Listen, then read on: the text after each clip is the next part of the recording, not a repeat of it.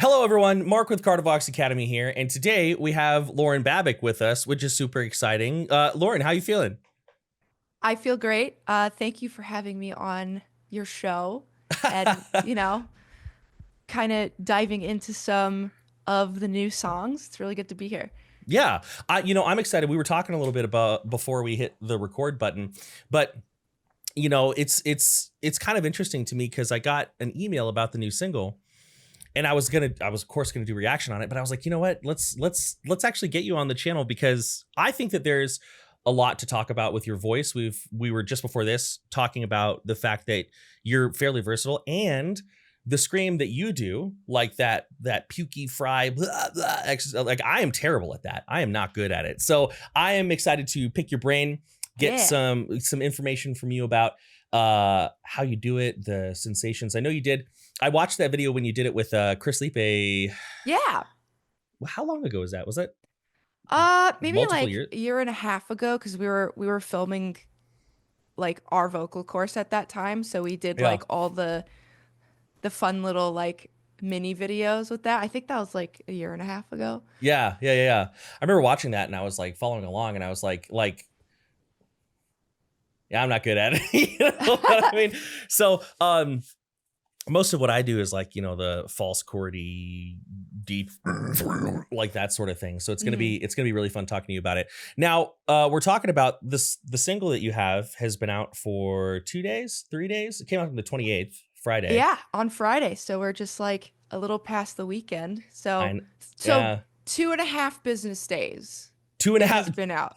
2.5 business days, and it'll be a little longer because this video is probably going to go up Sunday or maybe Saturday. But yeah, I'm excited to talk about it because I think that a lot of people. Well, I haven't heard it yet, so I guess I can't make any assumptions. But I'm excited to talk about it again because we haven't really featured your voice on the channel before, and I think we talked about how it's a little bit more metal. Is it more metalcore? Is it more deathcore? Is it more death metal? Do you want to tell me what to expect, or should I go in blind? Maybe go in blind because I think like anyone watching might understand what and know what I already do. So maybe this one with like a clean slate, we can like go in just like blind and we can pick it apart and go from there. You guests are all the same. You all make me I don't want to preface. No. I want you to have like no pre-expectations. Sure. You know what? That honestly, and that is probably the better way to go about it as far as like people watching and stuff. Well, that's basically it. If you want me to go in blind, then there it is. So it's become tradition that that I light a stick of incense on the channel. Love it. Gotta do it. I had a guest on. His name is Jon Aldera. He's a great vocalist from a band called Jotun. And he was like, oh, I have some too. And and ever since then, I'm like, okay, I'm going to light incense on these videos. But let's go ahead. I'm going to pause at all the worst spots because that's what I do. But let's go ahead and let's check out your song, Lauren Babic, Sanctuary. Here we go. No YouTube cuts. Bam.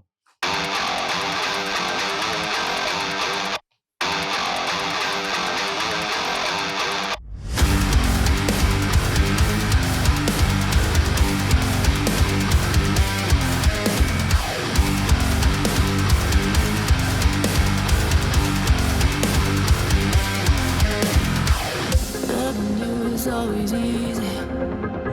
You put the air in my lungs, now I'm breathing. You got my cold heart believing. Swear to God, found my face in a mirror on the ceiling. On the altar, I'm a sinner. Paralyzing when I feel you near.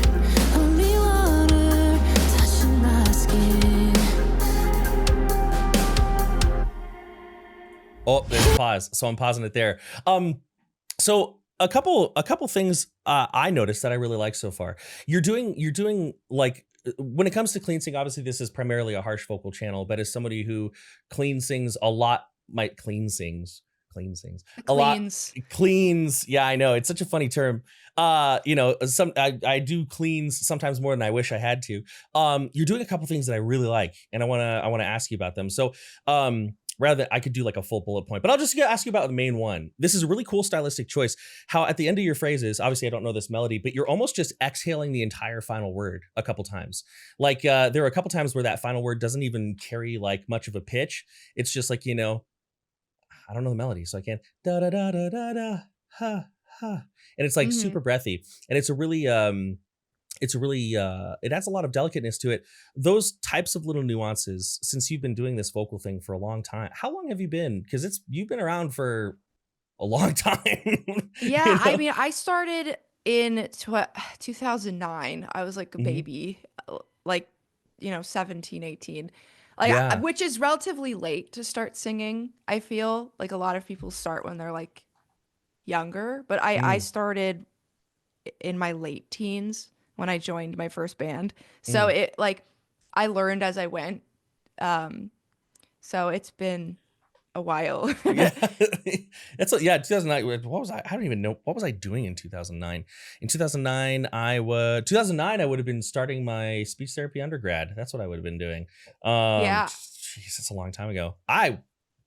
Anyways, I could go. I don't want to get stuck reminiscing, but yeah. So that makes this question, honestly, to me a bit more interesting, because I find that a lot of people who have been singing for a very long time, and especially, you know, releasing things professionally, performing, collaborating with other artists like you have, these types of stylistic things, this is a question I get from a lot of my students, do they come naturally, or like these little like pockets of airiness, these little pockets of a little fry bubble at the beginning of the phrase, or these things that come after multiple revisions and they're very intentional?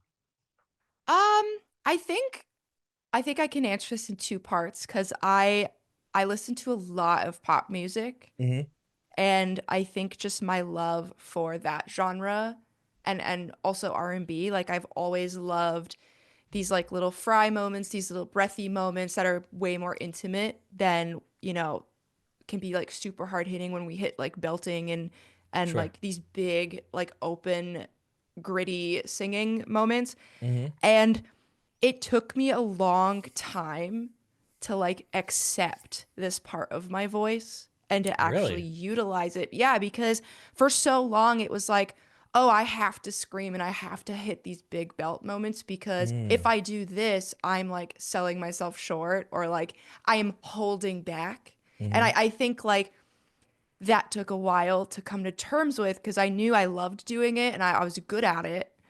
But I was like, yeah, but am I holding back? Am I not utilizing what my full arsenal? But I feel like this is a whole side of my arsenal that like is actually quite underutilized in a lot of my originals, especially. So that's kind of how I would answer that. No, then and that makes a lot of sense too. You know, that's something I can kind of relate to, is that I, you know, in Kardashev, I don't do really any gritty singing at all. And that's something that I was always kind of like, should I be? That's what you do. That's the thing, right? And I think that's a feeling that a lot of people, even, and I'm glad that you're saying this too, because obviously I teach a lot of people who are new on their musical journey. They're just starting, and they have like this same situation of they're like, I want to be a vocalist. This is what the genre does. Where do I fit in? How do I find my path and create something that feels genuine, but also is the type of music? It's a tough question, and I think it's a tough one. What are some things that kind of helped you move through that, where you were talking about like accepting this like heavily pop influenced version of your, which sounds great, like you've accepted it and you've obviously got an incredibly good handle on it because it sounds awesome. But yeah, talk to me about like coming through that space. I think like after doing this for so long, it's almost like an identity that you have to like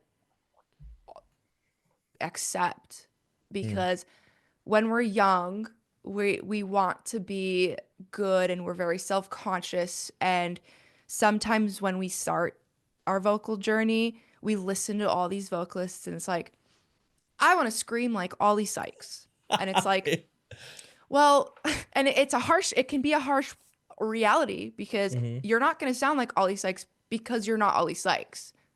And voices are all uniquely their own. It's like having a fingerprint. Like we Yeah. all have our very own unique characteristics to our own voice. And I think a lot of like this identity crisis is accepting what our voice can do, and Mm-hmm. also being a master at what we have. Like what is good about my voice? Okay, let's master that. Because if I try and be like anyone else or sound like anyone else, maybe we're going to do something unnatural with our voice. Yeah. Maybe it doesn't want to do that. Or, you know, it's this whole acceptance piece of who am I? Let's be good at that. Mm-hmm. Yeah. So it was a long time of like trying to shape my identity. Like, where do I fit in this space? Because like I can do a very large spectrum of the different types of vocals, like in many different genres. So it's like, what value can I bring to this genre, but also bring something new? Because I feel like if I wanted to make, you know, a carbon copy of something else, then we already have that. Like, why would I want to do that? So Yeah. paving my own path and doing the things that will highlight what my voice is good at. I think that it makes perfect sense. There's a specific demographic of student that I will get who has spent a ton of time trying to perfectly match another vocalist, and sometimes they do. And if they've got, like, let's say they want to sound exactly like, I don't know, you mentioned Ollie Sykes, Johnny Davey. I love Johnny Davey's voice, one of my favorites. And they've got it perfectly. Well, why are they coming to me? It's because they had to force their muscles to do all these weird things that don't feel comfortable, and then we have to like pull it apart and put it back together, and it's a lot of work. So I understand what you're saying, and I have a ton of thoughts on it, but we should probably listen to this actual song. So if I remember, I'll circle back. But yeah, so far I definitely hear the pop influence, and at some point, if I remember, I want to ask you about some pop music, because pop music has been slowly making its way onto the Kardavox channel, which I'm very happy about. I know, I love it. And so maybe we'll get a chance to talk about that, but let's keep going here.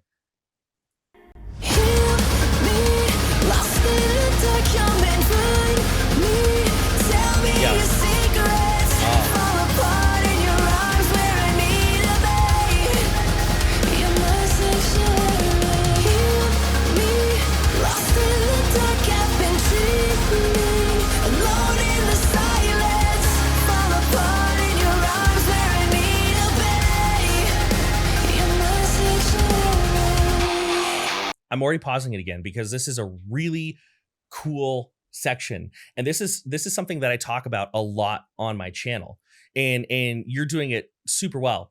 Like I'm like listening to this, I'm like, this is what I talk to my students about, just with harsh vocals. Yeah.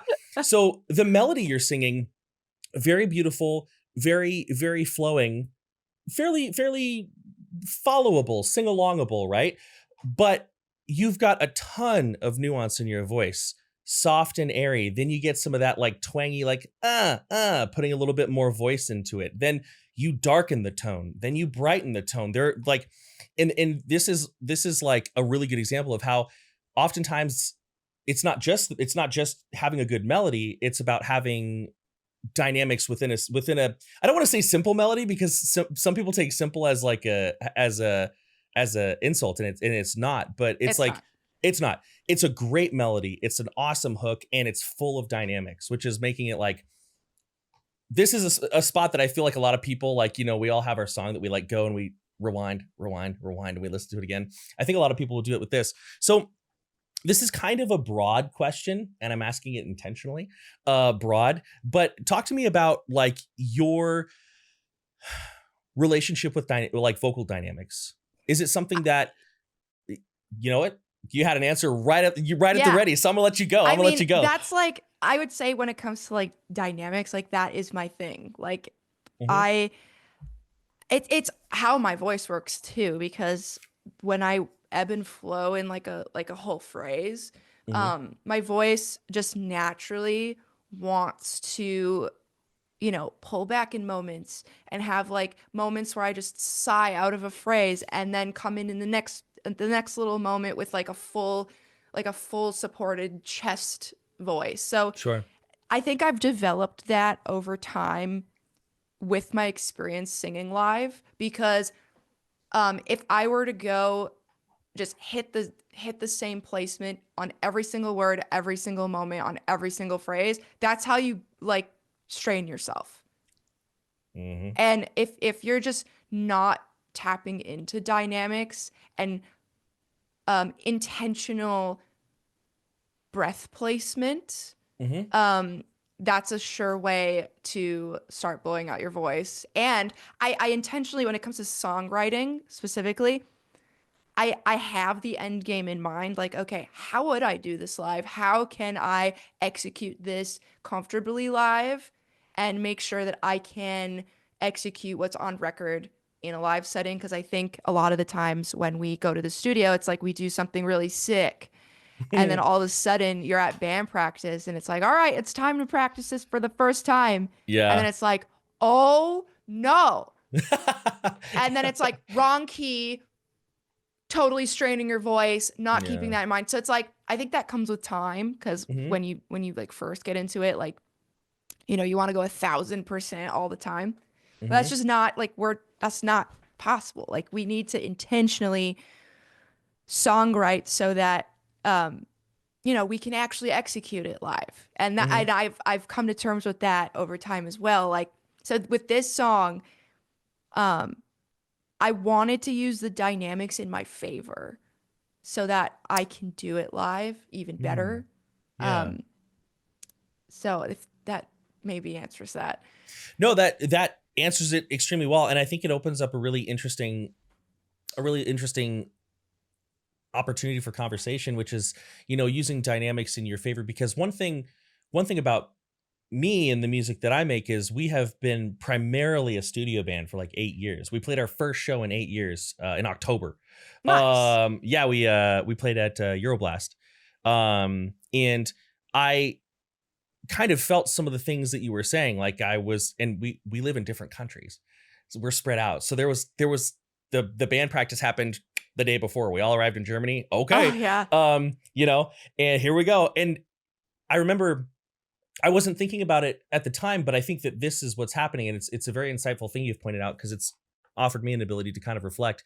I started singing some of the sections differently, not changing the melody so much, although there are some where I was like, dang, I have not sung a C5 in a while. I'm gonna drop this a little bit. But I started being a little bit more dynamic, and it actually helped me relax a little bit. And I don't know that I was doing it with like the intellectual approach that you seem to have. I think I was more like, I gotta get through this part. You know what I mean? And our music is easy. Our music is long and slow and drawn out. So that's a really interesting concept that I hadn't really thought about before, like using dynamics in your favor. Usually I think a lot of people think of it as a seasoning, but dynamics are created by our body, and our body is muscles and sensations. And so that's a really smart approach. I just wanted to point out, like, dang, that's really insightful. You know what I mean? Hell yeah. Because, like, it's kind of like when you're teaching students, like, from a more classical perspective, which never vibed with me. Like, rock and roll and metal is all about emotion and, like, expressing yourself. Yeah. But obviously we want to make sure that it's sustainable and, like, we're having proper breath spurts so we don't hurt ourselves, obviously. So these techniques of, like, you know, when vocal coaches like make you hold weights, or like they make you push it against a wall, or they make you walk around while you're singing, it's all like part of that. I think like using dynamics is allowing your body to be fluid and not allowing yourself to lock in one place, and because that creates tension. So that is just a very like specific way that I don't allow myself to lock. It allows my like parts in here to be free moving and relaxed. And Sure. I just want to throw that in. It's like a strategy. Yeah, that's incredibly smart. And I think that's a good example of how, like, I'm trying to think of how to say this. There's singing the part, and then there's performing the part, and they are different. You know what I mean? They are different, but they're incredibly linked. So no, that makes a lot of sense. From the sound of the song, I think we're getting to the screamy bits. Potentially. So let's go ahead and hop into it. And I'm definitely gonna have a lot of questions for you here. So let me make sure it's loud enough. Is it kind of coming in quiet? The video for you? is like compared to you is loud. Like you are a little quieter than the video, but I think that's fine. Okay, good. As long as it's loud enough for you. Okay, Yeah. cool, perfect. All right, let's do it.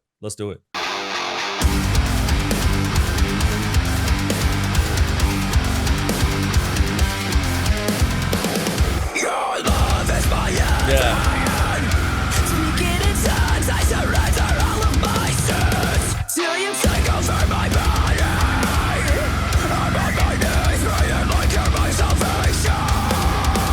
On your altar, I'm a nice. sinner, so paralyzed in a flame.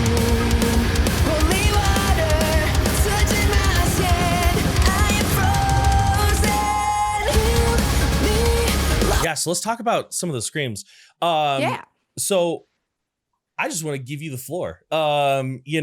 These types of like, very staticky, very fry, very like punchy and clean. They're like punchy, clean screams.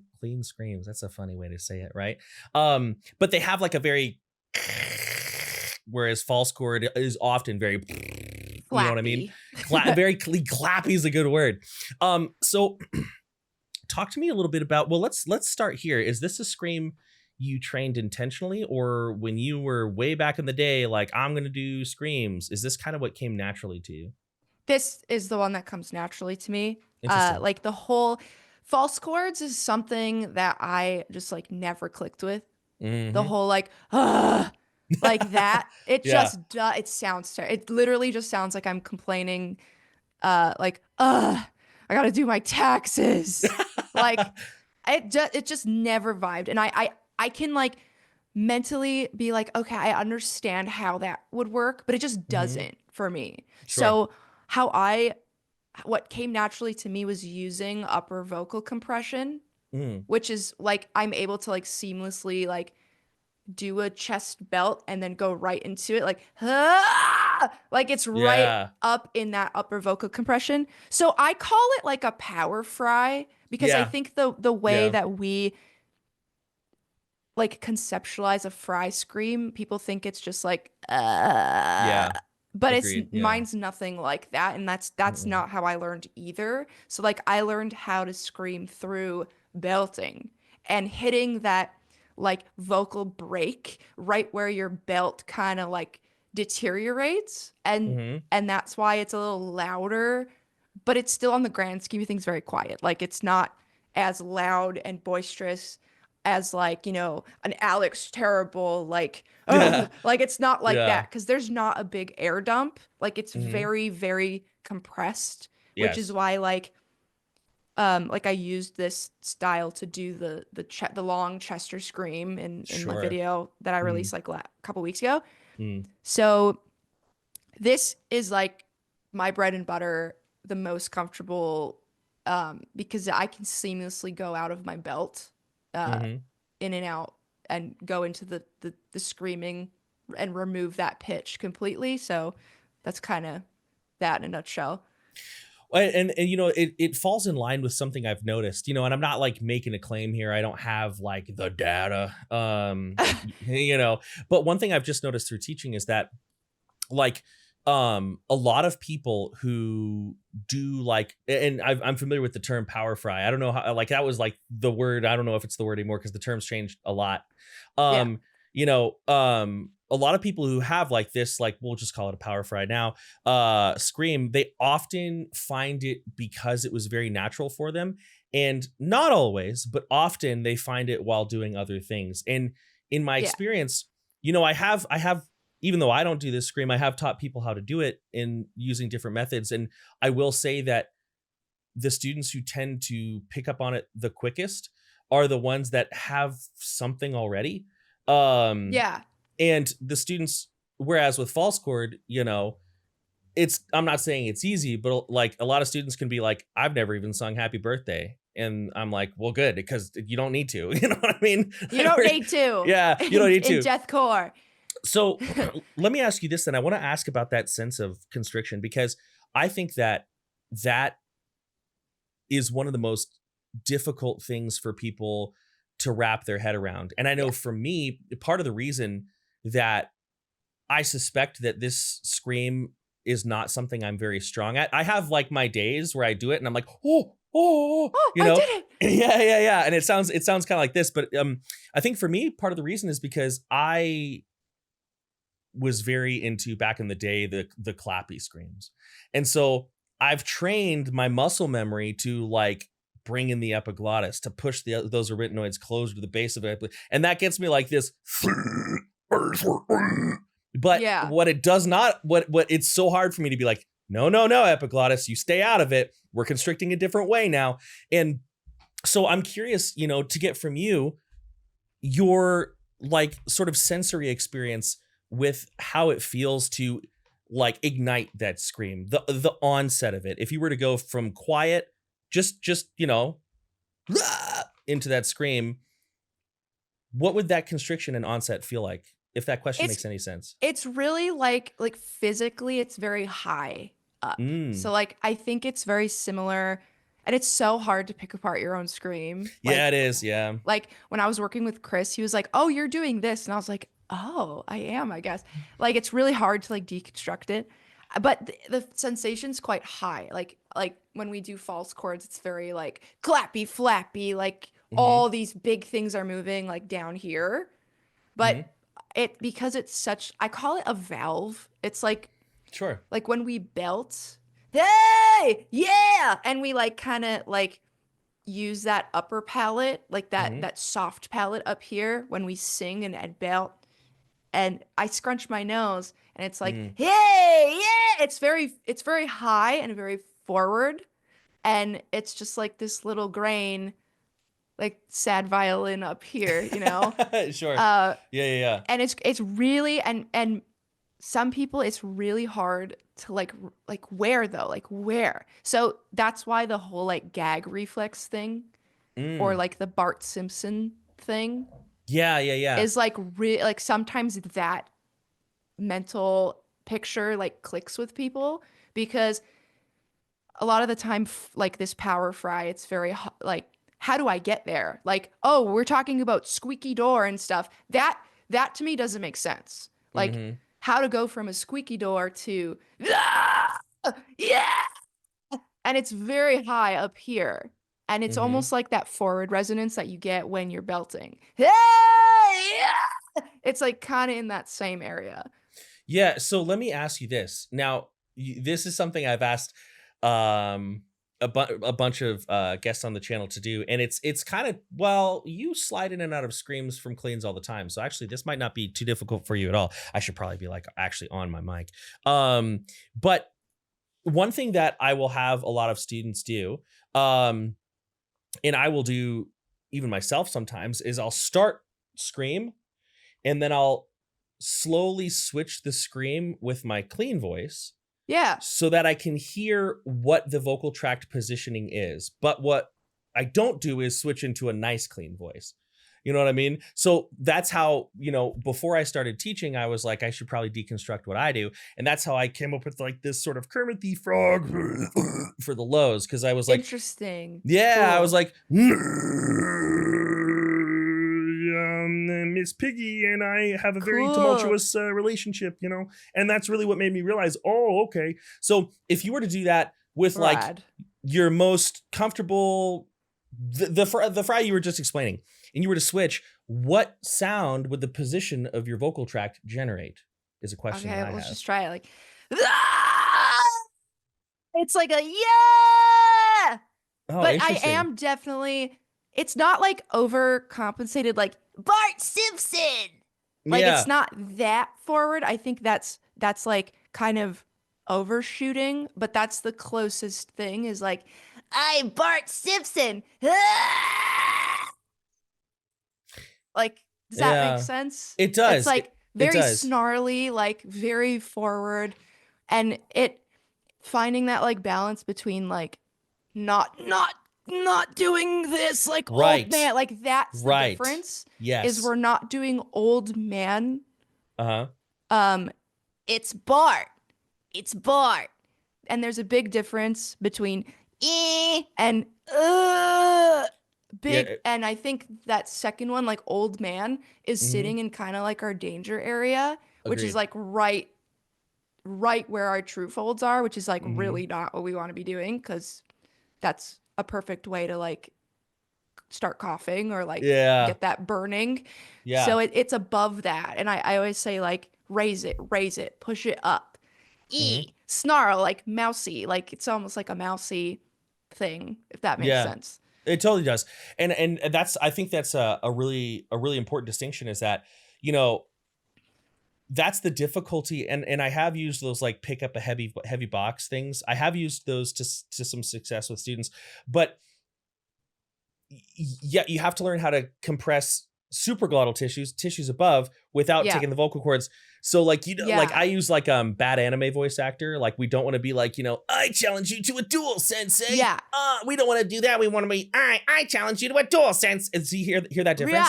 Yeah. Big difference. And I think that for me, so I've tried this Bart Simpson thing plenty of times, and it's just, you know, it's just my history. I always end up going like black metal or something. I'm like, you know, oh, hi everybody. And then I'm like, that's That's like still false chords though. I like, it sounds like it sounds like there's this like like dumping. Yeah. Like, I don't know, maybe like you raise it and then it goes like back under or something. So here's the crazy thing. That's crazy. To the best of my knowledge, it doesn't. So, and I'll tell you, yeah, and this is actually a tough. So, okay, we'll reveal behind. I call that a false chord high only because I don't have a better term for it. But when I do that, the way that like I lead into it is I'll start, you know, with like this. I'm a little goblin, and that's happening entirely in the back of my mouth. And earlier this month. No, last month, because it's April now. I was in at the University of Utah. Actually got to meet Chris Lippe. And they were like doing the needles in my neck and the scope and all that stuff. Yeah. That's and awesome. My high, like, you know, my high vocals were very difficult to scope because all of this was closing up tremendously. And there's one little I have the footage here. It's like a 45-minute video. I'm not going to scrub through it and make y'all suffer through that. But there's one spot where you can see through those closing tissues, those like palatopharyngeal folds, and the opening is compressed, but it's not doing the it's not doing that. It's narrowing. So like there is definitely a very different type of, and it doesn't feel, in fact, that's one of the things I work with a lot of my students on. When they specifically want to learn like these, you know, like this sort of thing, I'm like, yeah, you're not going to feel any of that false chord sensation here. And they say, but it sounds false chordy. And I'm like, yes. And they're like, is it false chord? And I'm like, nah. Like I think probably, and it's tough to say too, because there are so many screams where like a lot of pieces are involved. Like we've seen people do fry screams in scopes before, not just with Will Ramos, but you know, other vocalists as well. And like the false chords are bracing. But you know what I'm saying? I'm going off on a tangent.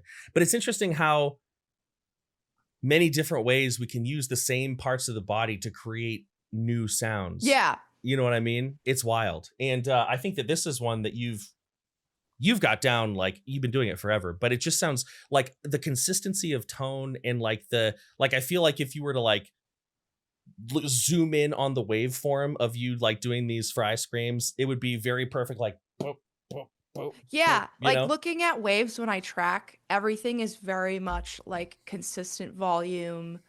Like we're not looking at these massive like decibel spikes. Like everything's pretty consistent. And I think it's because of the nature of the type of scream I'm doing, because it's so, for me, similar to belted singing. Yeah, and you have to have a very controlled airflow, and also like up here it's controlling it even more. So I think just the nature of it is very consistent, if that makes sense. I think I totally vibe with what you're saying. I had something I was gonna say and then I forgot. So let's listen to more song. Let's keep going. Lost in the dark,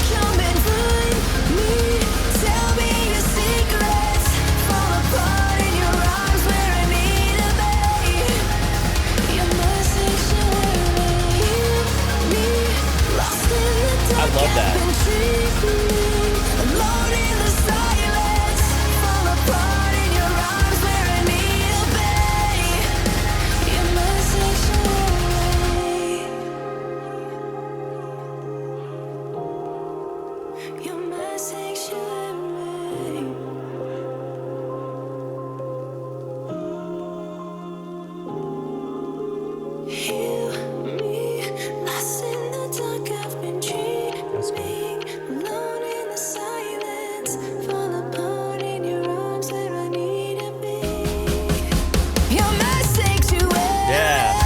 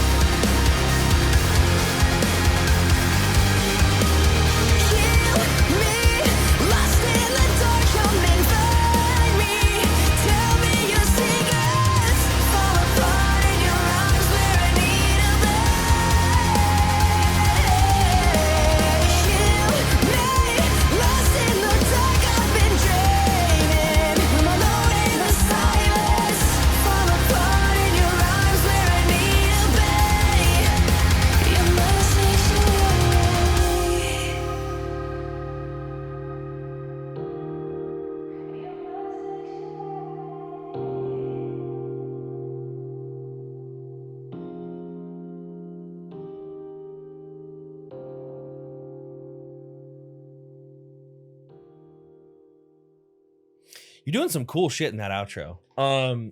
Like there are a lot of, you know, and it's like, oh, we talked about dynamics and now you're introducing new ones, but this time you're introducing, I don't know if this would technically fall under vocal dynamics, but the melodies are staying very similar, but you're like at one point you hop skip I'm alone versus I'm alone. So like these little like differences, holding a vowel again, right? Like obviously, again, I don't have this memorized, but you know, you could sing happy birthday to you, or you could say happy birthday to you, you know, like these different things. And so you have like your chorus, then you have your chorus with some dynamics, and now you have your chorus with dynamics and variations in like the cadence of your voice. And I think that that's really cool. I think this song is the you know, now that you've pointed out that you're a fan of pop music, like I hear a ton of it, but I think you're still staying really true to like the rock and metal vibes in much of the way that you utilize tone. Like the combination of pop writing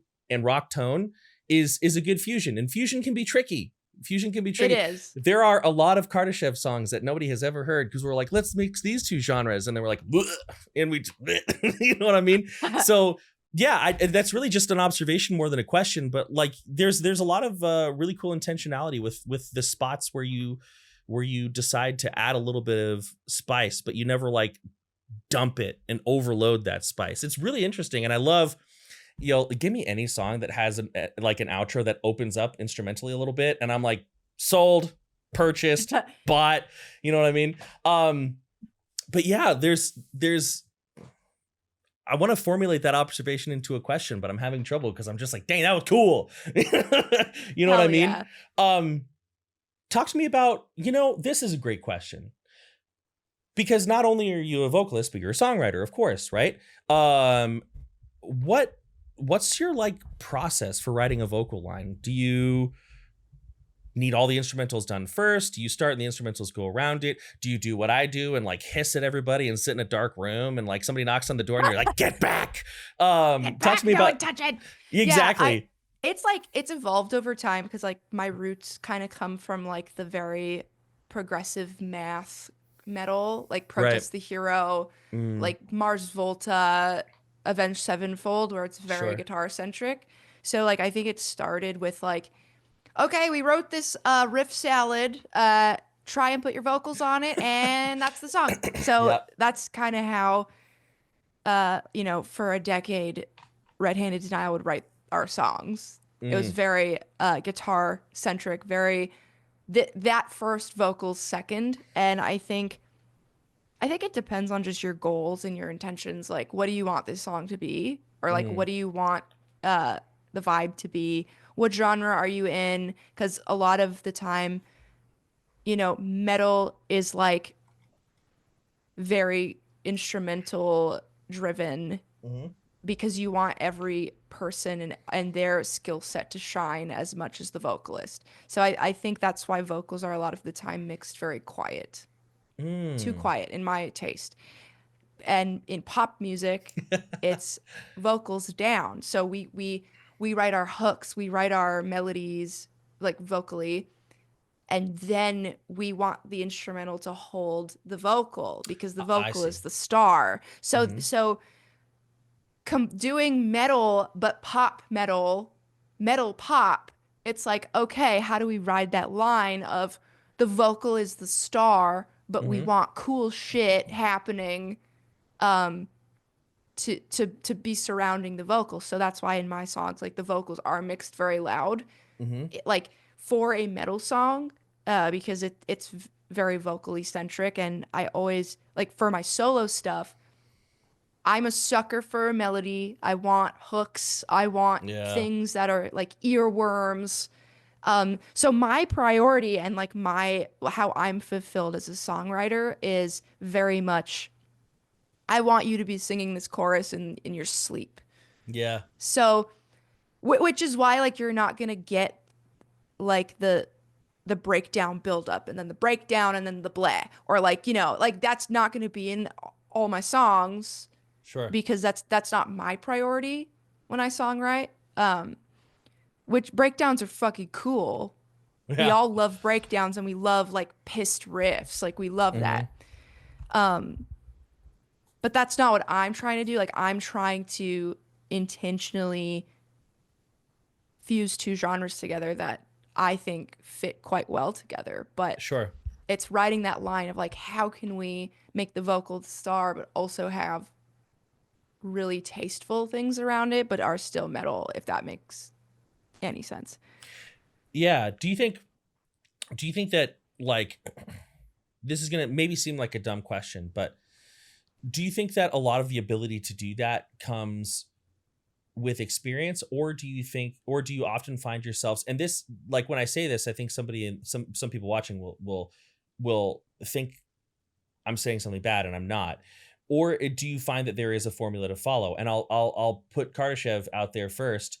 Sometimes when we don't know how to write a song, we will grab a formula and then use it just to get started, and then we'll deviate from it. It's like instrumental, break, instrumental, 3-minute outro. That's kind of like the way we write. So formula isn't a bad word. Do you find it's mostly experiential, or what do you think? Well, I think that comes with a lot of like death of ego, because when metal, and we all know this, metal is so afraid of being generic. The word generic, oh, that's generic. Yeah.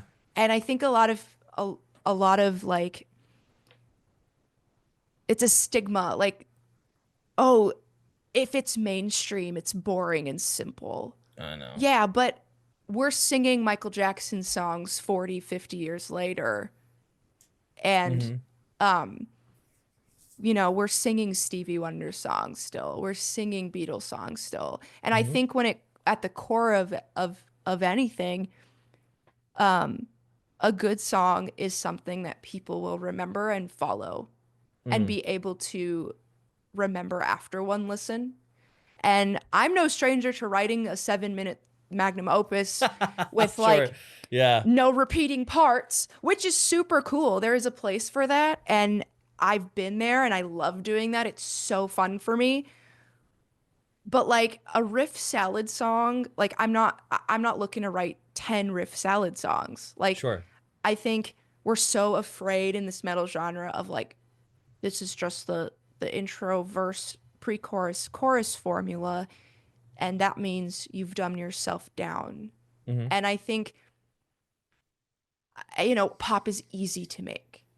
Pop is easy, but it's actually extremely difficult. Yeah. And I think when we deconstruct a pop song and what actually goes into producing and writing a pop song, it is actually more difficult, in my opinion, than to write an ignorant caveman deathcore song, which is on this EP. Like we have that. We have an I'm Bored where it's just like unga bunga, knuckle dragging, no singing, let's go. And I think there's a place for that. And there's a place for pop, and metal is so afraid of it because we're so scared we're protective of our like, I'm not like everyone else. And I think that is just something that comes with time. Like we have to just swallow our ego. Like things that are popular aren't bad. It's not a bad thing. A lot of the time, aside from the corruption of the music industry, a lot of the time something that's very popular is very good. Mm. And it's okay. Like, it's okay. And I think that's what it comes down to. It's like these stigmas of like formula and auto tune Yeah. and did you put effects on your vocals? I want to hear the raw vocal. It's like nothing you ever hear on a record is raw from any shape or form, because it's an art in itself. Sound editing and stuff is an art in itself. And it's quite difficult to make a good pop song. And that is a huge misconception. And I always say, like, oh, if it's easy, why don't you do it? like make one. Make a hit pop song. Go for it. And it's not happening. So it's to be expressive and to allow the like progressive side of your brain with no repeating parts. That's beautiful and freeing, and I love doing that. Like, don't get me wrong, but to actually sort of to tailor that and be intentional for the sake of a song to be memorable and digestible for a lot of different people, that's really, really difficult. And it took me a really long time to be like, Lauren, let's be a little more intentional with your voice. Like, we don't have to go 1,000%, because if we're always up here, where else are we gonna go? Sure. Like we need some flow. We need some roller coaster vibes. Otherwise, if we're up here all the time, there's nothing else. Like, and that's, in my opinion, that's boring. If I had 10 songs like I'm bored on a record, I would be bored. I would be bored. So that's my spiel. No, I think I resonate with a lot of it. And I find for myself, a lot of this kind of like has come with age. And I hesitate to say that, because sometimes when I say that, like, it sounds like and not me, just other people, like, it sounds like I'm speaking very linearly, like I've grown out of or grown past, but I don't think it works that way. But I really don't listen to metal albums that are just like, all the way through. I don't think that I have somehow gotten better than that. I don't think that that music is down. I don't think it's like that. A lot of times as people get older, I'm getting closer to 40 than I'd like to admit. We tend to be like, oh, I grew past all that. No. I don't think about it like that at all. But and I haven't either. Like, there's a place there are days where I'm like, I want that all day. Yeah. Like, give me the caveman riffs. Like, I want that. Yeah, I find that was more of like a 20s thing for me. And the older I have gotten, the more and maybe it's also because, this is worth saying, it's because my entire career, even though it's not the music that Kardashev writes, is deathcore. I listen to a lot of it because my students are like, check out this band, and that's fun. But like, when I get home, like, I ain't like, when I clock out of Kardavox Academy, I'm not listening to deathcore. It ain't happening. And so one thing I wanted to mention, well, how long are we at here? That might spark kind of a long conversation, so maybe I won't mention. I'll say this. I think that with this single, of course I haven't heard the EP, I think they sent like a promo link to it. I probably should. Probably should. I got like 80 students. Like sometimes people be like, oh, listen to this album. And I'll be like, I got like 40 student responses I got to do, But I think that this song is being released at a very interesting time, because I feel like we are starting to see a little, it's slow moving, but we're starting to see a little bit of metal acceptance in the pop world. Post Malone has screamed a couple, I don't know if you have, it's not up yet, but Verona, she's also part of the channel. She does a lot of like she's been teaching clean singing for like decades. And so she does like the Nightwish stuff and that stuff. Yeah. But, we did a video on the new Miley Cyrus song, which is more of a rock song than a pop song, but she lets out a scream in it. And so it's interesting that you're doing it well, doing very strong, being very strong songwriting at this time. And again, I'll curb that so it doesn't turn into like a huge conversation, but it's a really cool move. And I'm excited to see, the continued upward trajectory, because you've been on upward trajectory for a long time with your vocal career, I think.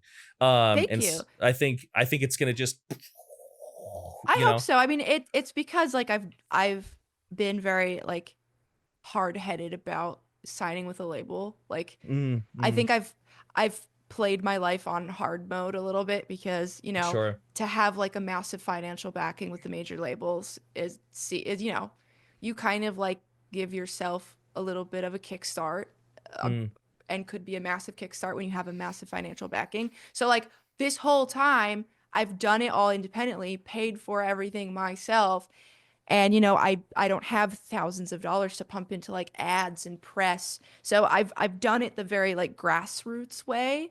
mm, So it's slower, but I think like I've become a stronger artist and a stronger person, and gained the wisdom because now I know what it takes to do all this myself. So mm-hmm, now I know how to steer my ship.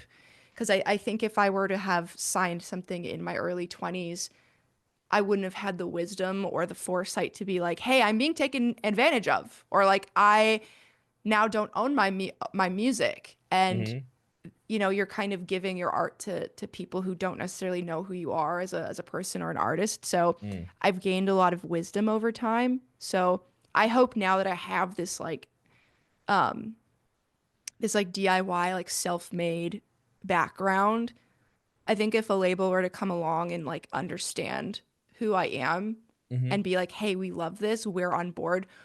We're here for you. You're not here for us." Like kind of relationship, mm-hmm. where they're willing to like lift up what I've already done. I would be super stoked on that. So Sure. I think I that's kind of what I'm trying to do is like make really good music, make cool shit, and Uh-huh. hopefully one of the bigger fish can come along and be like, we like that. Let's do Sure. it. That would So be that'd be awesome. And it could happen, but I think it is if for some reason I didn't know that. I didn't know that you'd been independent the entire time. yeah, It certainly does, seem to give a lot of people a very specific type of grit. You know what I mean? it does. It does.